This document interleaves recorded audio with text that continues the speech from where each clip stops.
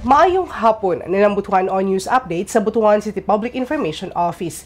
Nakadawat sa bagong makinarya ang mga mag-uuma sa Kinamlutan Service Irrigators Association na makahatag sa dakong oportunidad sa pagpalambo sa ilang panginabuhian. Ang Rice Combined Harvester o 4-wheel tractor gihatag pinaagi sa City Agriculture and Veterinary Department, sa City Government of Butuan o sa Department of Agriculture PhilMec.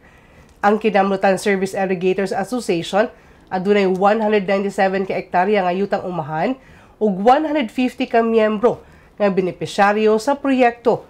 Sa kaniadto kinahanglan pa sila moabang og makinarya gikan sa ubang asosasyon nga nagpasabot nga dugang gasto sa matag cropping season.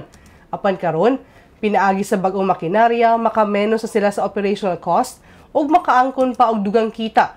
Pinaagi sa pagpaabang sa ilang kaugalingong kagamitan sa ubang grupo. Dako kayo ang among gibati nga kalipay. Kauban ang akong mga membro sa KSIA. Nga kini nga mga makineryas dako og ikatabang kanamo nga mga mag-uuma.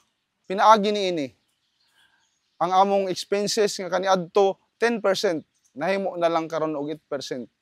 Ug mo katong mga updates ning adlaw alang sa mga updates, follow the like ang official Facebook page, TikTok, Instagram ug subscribe sa YouTube channel sa Butuan City Public Information Office. 69 days na lang, Pasko na. Ako si Charmaine Awitan. Happy weekend ug daghang salamat.